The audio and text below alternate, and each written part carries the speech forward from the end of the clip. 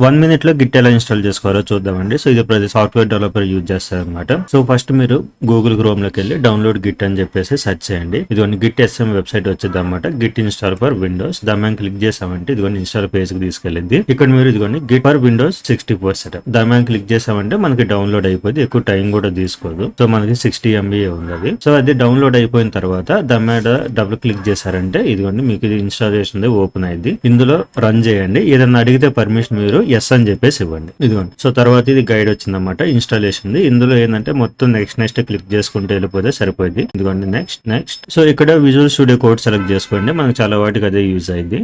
ఇదిగోండి. ఆ తర్వాత అన్ని నెక్స్ట్ క్లిక్ చేసుకుంటూ వెళ్ళిపోతే మొత్తం అయిపోతాయి. ఇదిగోండి ఫినిష్ కొట్టేస్తే అయిపోయిందండి. సో తర్వాత ఒకసారి కమాండ్ ప్రాంప్ట్ ఓపెన్ చేసి గిట్ --- వర్షన్ ట్రై చేసామంటే ఇదిగోండి గిట్ సక్సెస్ఫుల్ ఇన్స్టాల్ అయితే మనకి ఇలా వర్షన్ నేమ్ అనేది చూపించేద్దాం.